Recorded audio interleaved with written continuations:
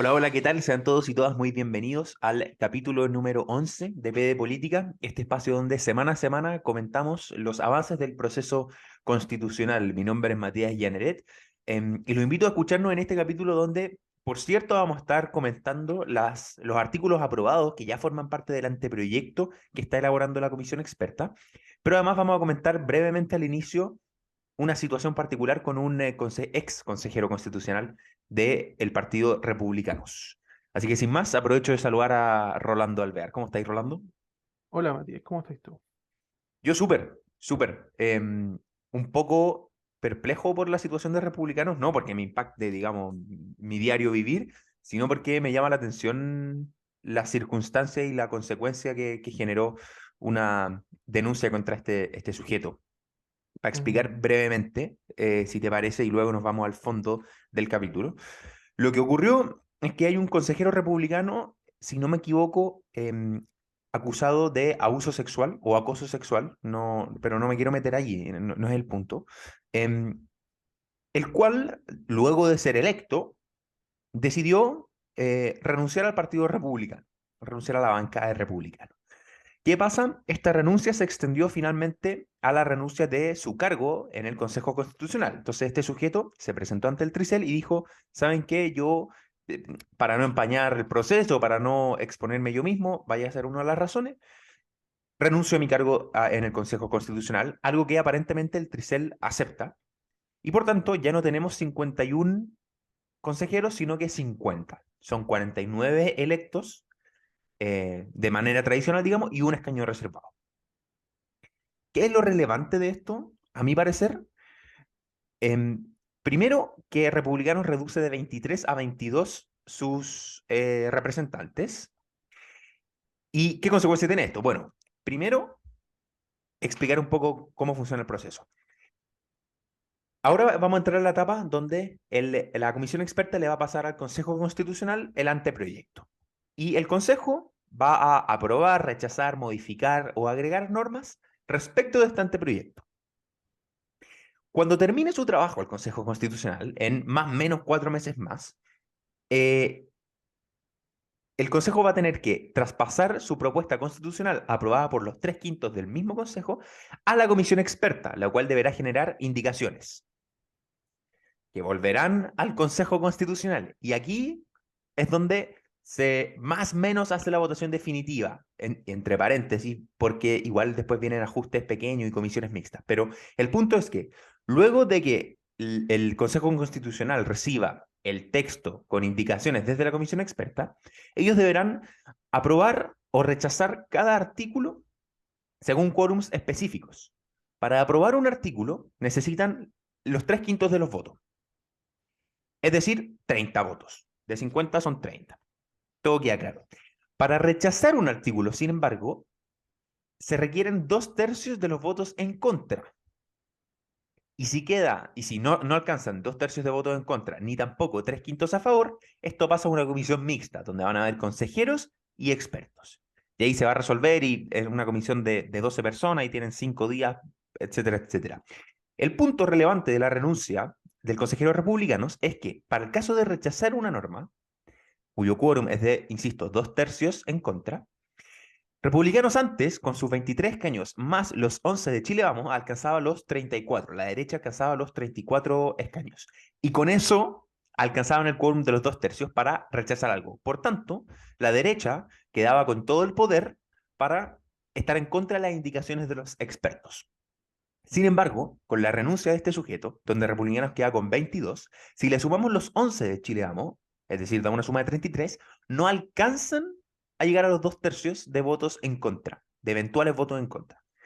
Em, y por tanto, tendrían que sumar un voto de unidad para Chile, que es gente del Partido Socialista hacia la izquierda, digamos, em, lo cual lo veo difícil porque en teoría la indicación que le presentaría la comisión experta ya viene más o menos de un espectro político bien transversal y además equilibrado. Son 12 y 12 o 12, 1 y 11. Ahí depende de cómo uno quiera ver la conformación y el rol de la democracia cristiana, pero viene bien equilibrado. Entonces sería difícil que toda la derecha unida, primero, quiera ir en contra de indicaciones de sus propios expertos, pero además que la indicación de los expertos genere tal rechazo en el Consejo que gente de Unidad para Chile se quiera sumar al rechazo junto a Republicanos y Chileanos. Pero en fin, eso es algo que se va a ver en 4 meses y que quizás parece importante destacarlo a estas alturas para entender qué es lo que se viene luego del rol del Consejo Constitucional que se instala el próximo 7 de junio y ya va a empezar a trabajar sobre el anteproyecto de la comisión experta. Anteproyecto que va avanzando, por Rolando. Si no estoy mal, hoy día, domingo 28 de mayo, en la mañana que estamos grabando esto, están aprobados 5 capítulos, que son Tal cual. fundamentos del orden constitucional, bien digo, derechos y libertades fundamentales, garantía y deberes constitucionales, representación política y participación, Congreso Nacional y gobierno y administración del Estado. Tal cual. Bien, Rolando, yo ya he hablado mucho, tengo la voz gastada. Tú explícanos qué pasó esta semana en la comisión experta. Básicamente, se repitió lo mismo que pasó en las subcomisiones. Se aprobó todo lo que tenía unidad de propósitos, como lo llaman ellos, o sea, de lo que había acuerdo unánime, se aprobó todo ahora. Exactamente igual. Y todas las cosas que se renovaron y todas las indicaciones que se, se trataron de votar separadamente, todo se rechazó. Entonces, al final, el texto que sale hasta ahora es exactamente igual al texto que salió de las subcomisiones. No hay sorpresas. Por lo que los acuerdos alcanzados en las mismas subcomisiones se ha mantenido como si fuera un acuerdo dentro de las izquierdas en general, dentro de la derecha en general y después en el pleno de todo. O sea, se respetan los acuerdos llegados por los demás. Claro. Y, y lo que pasa es que la mayoría de la discusión tiene que ver con que cada comisionado tiene 8 minutos por capítulo para hablar de ese capítulo, de lo que le gusta y de lo que no. Y la mayoría de los discursos son de que felicitan el trabajo de la subcomisión, de los profesionales que fueron, de qué cosa, porque esto es genial para el futuro del país, del mundo. Y, y después, bueno, qué cosas tienen diferencias, pero después pueden decir cosas muy feas, así como, no, que esto está mal, que son, no entiendo por qué dejaron fuera esto, hay que dejar las ideologías fuera, pero igual lo voy a probar. Claro. Entonces al final se aprueba todo. Y Sí, así ha sido el procedimiento. Y las cosas como más relevantes son, yo tenía marcadas como que el Estado social y democrático es de derecho. Son cosas que importan bastante a pesar de que fuera solamente como el resumen de la discusión parlamentaria. No sé, son cosas como que dice, no, a la gente le importa solo seguridad, y claro, es verdad, pero el Estado social y democrático de derecho igual es bastante importante a pesar de que parezca muy fome para las personas. sí, po. El Estado, como tú decías, el Estado social y democrático de derecho queda consagrado en el artículo número 1 En del el uno. capítulo de Fundamentos del Orden Constitucional, específicamente en el inciso segundo, que si Exacto. me permites lo voy a proceder a leer. Dice, De- Chile se organiza en un Estado social y democrático de derecho que reconoce derechos y libertades fundamentales y promueve el desarrollo progresivo de los derechos sociales, con sujeción al principio de responsabilidad fiscal y a través de instituciones estatales y privadas. Lo que pasa es que lo que es importante o lo que ellos han relevado, por ejemplo, de que se permite dejar en la Constitución escrito, fijo, que se promocionan las condiciones de justicia y solidaridad mínima. Y que eso es la base de lo que nos hace como que forma el Estado y por lo tanto lo que hace que nos forma como país. Claro. Lo que pasa es que el Estado va a buscar las maneras que sean necesarias para garantizar los derechos que se consagren en la Constitución y después en las leyes. Sin embargo, eso es lo que se ha usado como a nivel mundial, como en países que se ha aplicado esto, como, no sé, España o Alemania. Mm, No, obviamente esto no garantiza que eso ocurra, porque no siempre como que los estados le ponen como cuando están los distintos gobiernos que se involucran gobernando en promover todos los derechos o en promover leyes que permiten el cumplimiento de estos derechos a partir de la Constitución. Entonces, Claro. muchas veces quedan cosas sin cumplir y se van a los juzgados, se judicializan y el Estado pierde y se hace más latero. Eso también, por ejemplo, pasó en Colombia. Mm. El tema aquí que se usa mucho la discusión de que esto es una cuestión, un Estado social y democrático de derecho a la chilena. A ¿Por ver, qué? ¿cómo es eso? Porque eh, reconoce, además de derechos, libertades fundamentales. Sí. Y el desarrollo de los derechos está sujeto al principio de responsabilidad fiscal y de instituciones estatales y privadas. Esa cuestión no está en ninguna parte del mundo.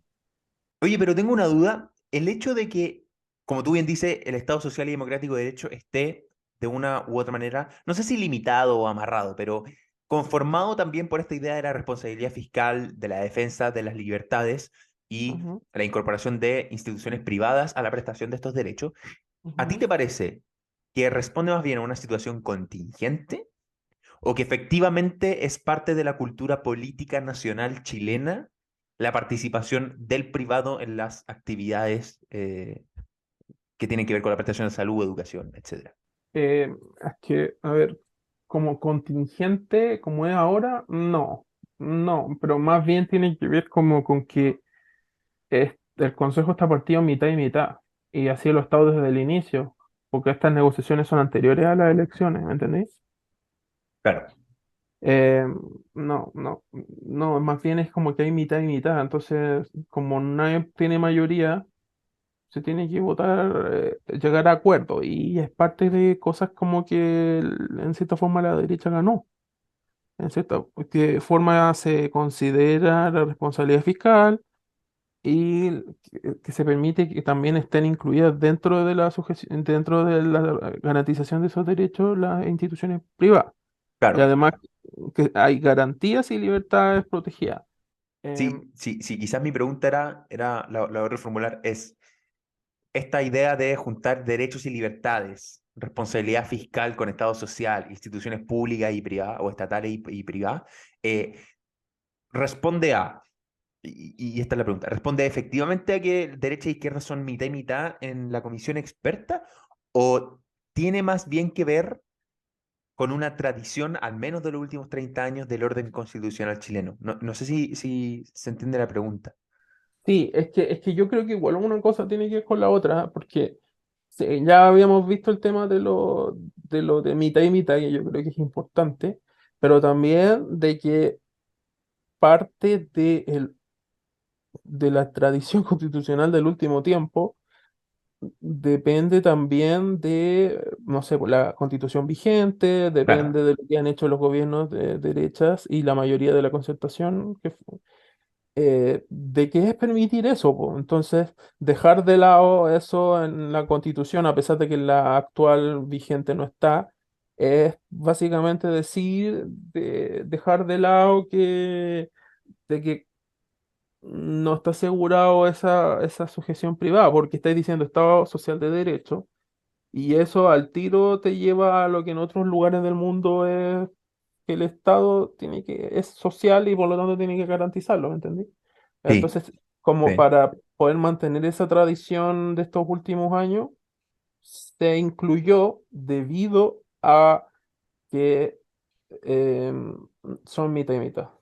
Ya, pero no es que en el fondo hayan dicho la izquierda y derecha en la comisión experta, bueno, hagamos una pegatina de lo que a ti te gusta y lo que a mí me gusta, sino que No, igual hay un no, respeto al sentido constitucional más profundo de Chile. sí, hay mucho sentido a la historia constitucional y a lo que se maneja mucho, porque también tienes que pensar de que esto tiene que ser aprobable después por la persona. Eh, pero el punto también, y generar estabilidad a las personas que entregan el trabajo también, por la empresa, los gremios, ¿cachai? Los inversores, toda esa cuestión tiene que notarse de que estáis dando un paso como a cambiar el texto constitucional que genera una obvia inestabilidad, pero controlarlo. Esto Claro, también tiene que ver como con, más bien como con el tema de que es necesario entender de que la lógica aquí de negociación no es como, ya, nosotros le damos algo y ustedes nos dan algo. Más bien fue como, ya, no podemos aprobar nada por nuestra cuenta, así que vamos a tener que negociar. Entonces, como vamos a tener que negociar, eh, tenemos que eh, como que hacer una redacción de que no moleste a nadie, de claro, que ambos quedemos satisfechos con esa redacción, de que no garantice cosas que sean para la izquierda, una victoria, pero tampoco para la derecha. Entonces, si estamos todos de acuerdo con eso, en este caso, por ejemplo, ya, se garantizó el Estado Social de Derecho, algo que quería la izquierda, bien, la izquierda está feliz. Pero está la responsabilidad fiscal y las instituciones y la libertad y eso es algo que la derecha es importante, entonces la derecha dice ya, soy capaz de aceptar un Estado Social de Derecho con estas cosas y la izquierda dice, sí, yo también, no me molesta. Y ya, entonces así quedó, claro, ¿entendés? sí. Por eso, así fueron los acuerdos en todos los artículos hasta ahora. Entonces no ha habido mayor diferencia debido a que esa ha sido la forma. Es una forma súper lenta de pensar y, o sea, Y fome, digamos. claro, pero esto a lo que voy yo es muy lenta de negociar. O sea, les tomó mucho tiempo, atrasaron una semana entera casi la cuestión por negociaciones a puertas cerradas de lo que ellos creían que era necesario. Pero aparentemente está funcionando, diría yo. Sí, pues, hasta ahora ha funcionado bien. Parece razonable, al menos, sí. Sí, bueno, esa ha sido la manera en cómo de una u otra forma se ha ido consagrando el Estado social y democrático de derecho en este anteproyecto que, como ya dijimos, el 7 de junio deberá ser sometido al escrutinio del Consejo Constitucional.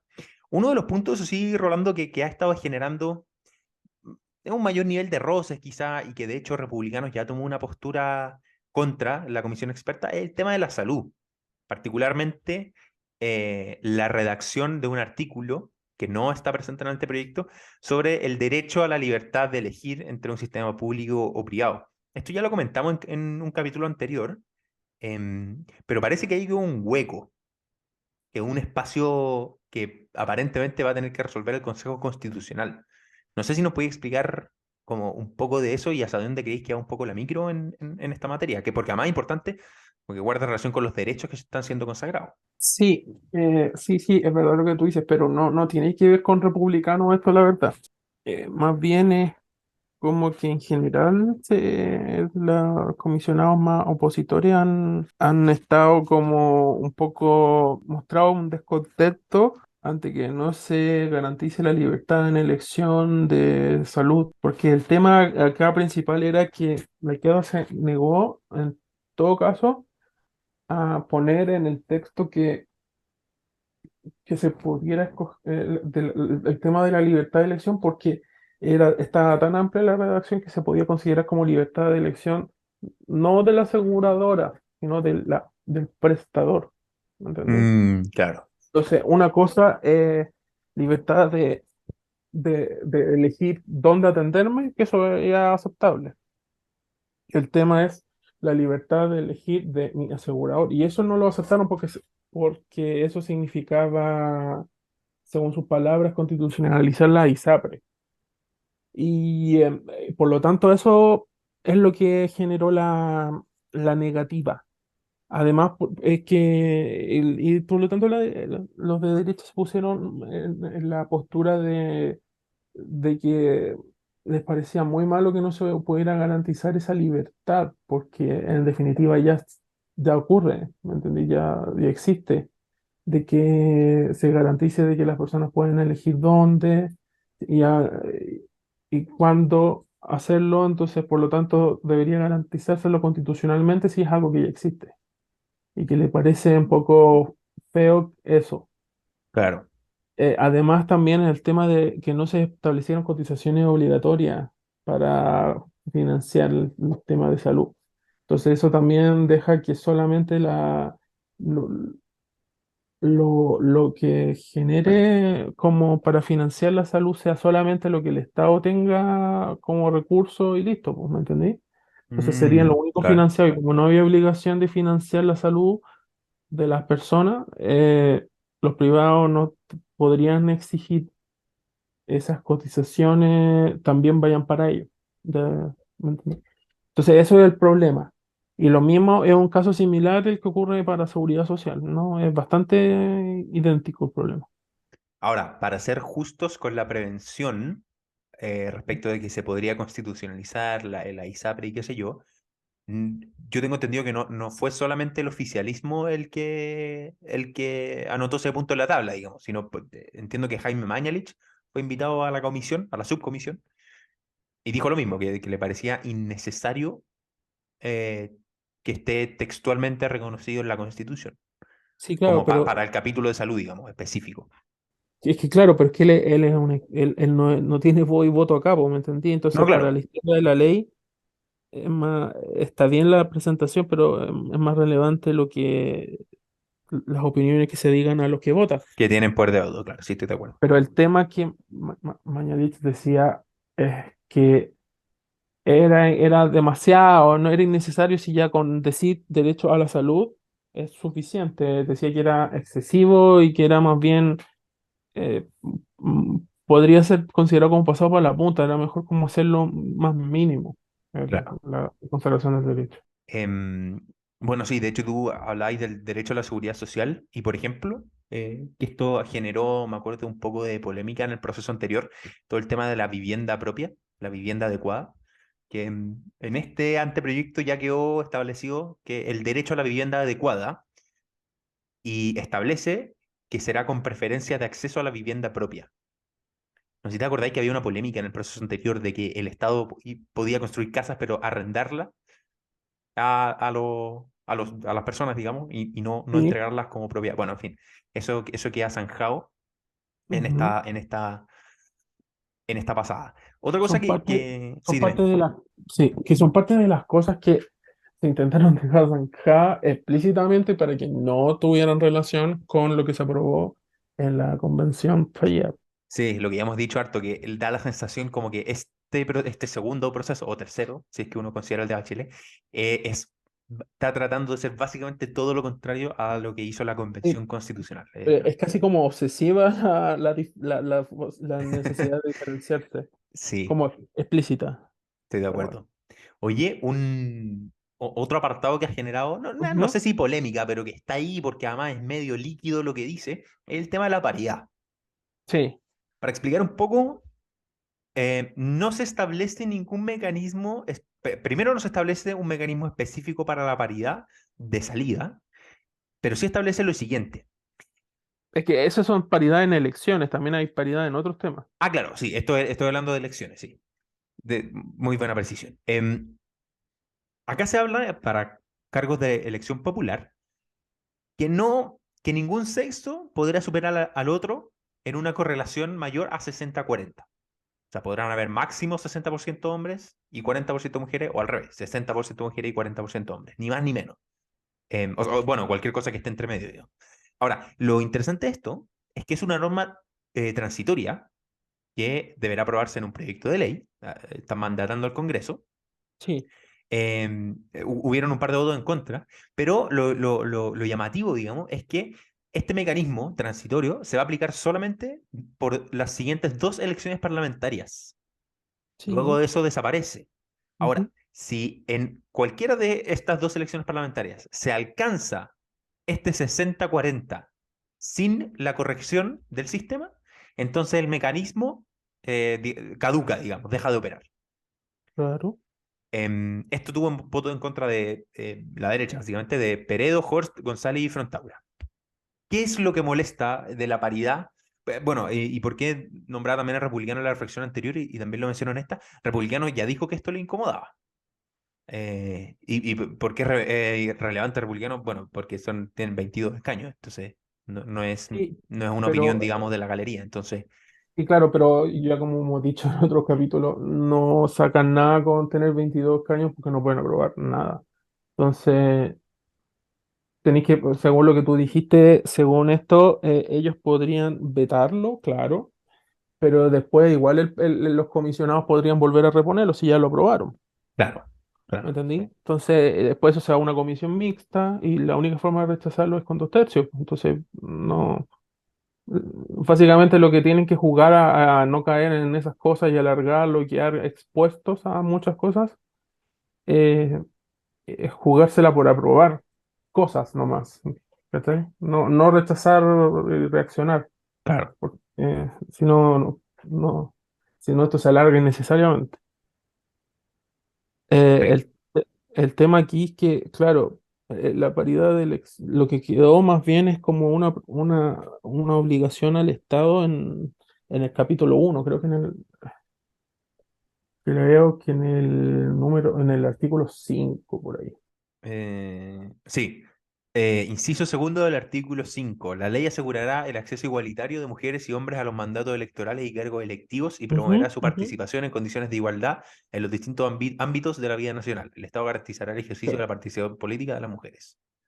Al principio la mayoría de las cosas que se ponían acá eh, era para buscar que hubiera paridad en todos los órganos colegiados.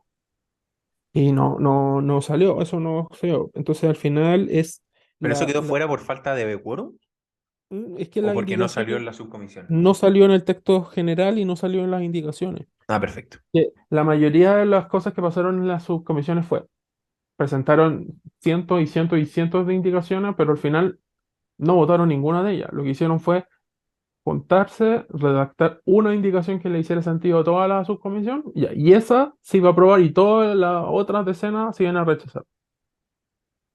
Entonces, al final, no, básicamente no votaron las 900 indicaciones, votaron una por artículo y el resto se rechazó.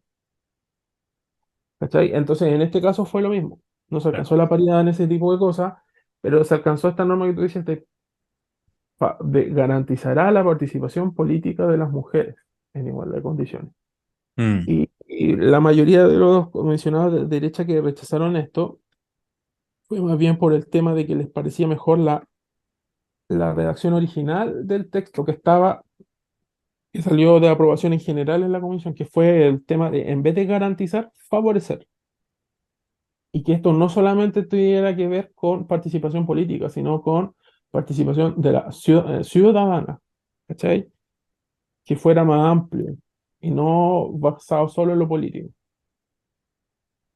Oye, Y em, sí. estaba leyendo más cosas de las que están aprobadas en esta primera parte del anteproyecto y me llama la atención, no sé si te acordáis, que lo leímos hace un rato, el mandato de la responsabilidad fiscal. Sin embargo, estaba leyendo el tema del derecho a la educación y me llama la atención que el mandato no es no habla de responsabilidad fiscal como tal, sino que habla de que el financiamiento de la educación pública seguirá un criterio de razonabilidad.